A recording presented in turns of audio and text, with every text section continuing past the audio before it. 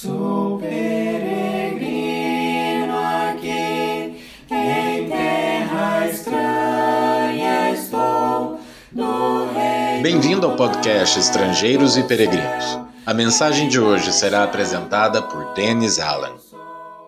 Poucos meses atrás, eu e a minha mulher fizemos um pequeno passeio em Olambra, cidade do interior de São Paulo, conhecida pela venda de plantas. Enchemos o carro com plantas para nosso quintal. Voltamos para casa e separamos uma área para plantar vários cactos. Olhamos todos os dias, observando as cores variadas e o crescimento rápido de alguns. Mas uma manhã, quando olhei, fiquei abismado ao ver uma das plantas destruída.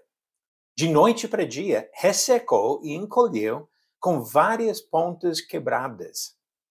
Quando olhamos bem, enxergamos duas lagartas, quase escondidas pela camuflagem natural da sua cor. Em uma noite, destruíram o cacto. Pensei logo na história de Jonas. O profeta desejava a destruição de Nínive e ficou bravo quando Deus estendeu a misericórdia àquele povo.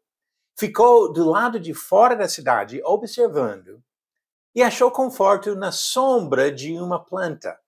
O texto diz, em Jonas 4, versículo 8, que Deus enviou um verme que atacou a planta e ela secou. Jonas ficou bravo por causa de uma planta que foi destruída. Deus usou a raiva do profeta para ilustrar sua vontade de salvar o povo de Nínive, pessoas criadas pelo Senhor.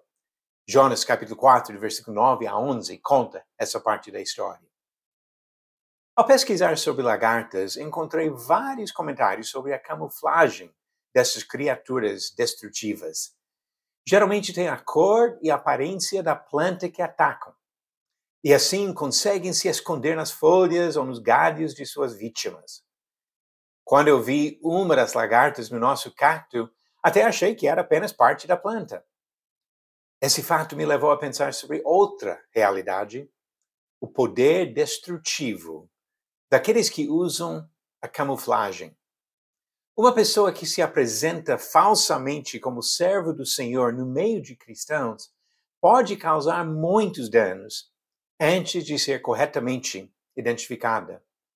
As Escrituras alertam sobre o perigo de ímpios que se infiltram no meio dos cristãos sem serem notados. Judas, versículo 4, fala sobre este risco. Ele compara o perigo dessas pessoas a rochas submersas que podem causar grandes estragos e até naufrágio espiritual. Essas pessoas falsas e hipócritas são descritas por Jesus como lobos vorazes disfarçados de ovelhas. Mateus 7, versículo 15. Paulo avisou sobre a ameaça dessas pessoas no meio da igreja, até em posições de liderança, quando ele falou com os bispos da igreja em Éfeso, em Atos capítulo 20, versículos 29 a 31. Um cacto leva anos para se desenvolver e crescer, mas pode ser derrubado em uma noite por uma lagarta. Famílias e igrejas levam décadas para crescer e amadurecer, mas podem ser destruídas por pessoas ímpias, camufladas no meio dos fiéis. Vamos ser vigilantes para evitar que essas pessoas, esses vermes ou lagartas, destruam o povo do Senhor. Você acertou a pergunta 530? Como foram conhecidos os descendentes de gigantes que Josué expulsou das regiões montanhosas de Israel? Alternativas A, Amonitas, B, Queneus, C, Hititas ou D, Anaquins. A resposta certa, alternativa D, Anaquins.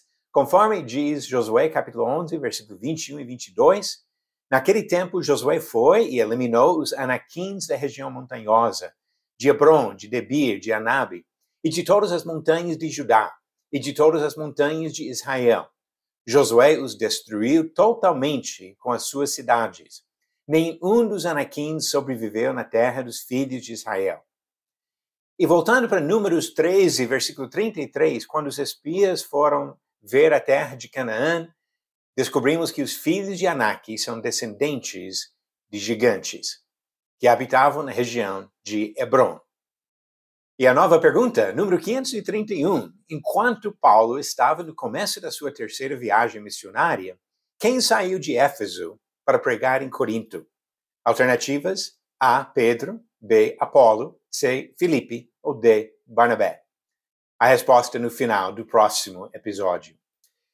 Devemos ter muito cuidado com pessoas camufladas no meio dos cristãos, mas também devemos ter muito cuidado com nossa própria vida, para não ser essas pessoas hipócritas e destrutivas que derrubam o que Deus plantou. Obrigado por nos acompanhar nessa jornada pelas Escrituras. Volte amanhã para ouvir mais uma mensagem do podcast Estrangeiros e Peregrinos.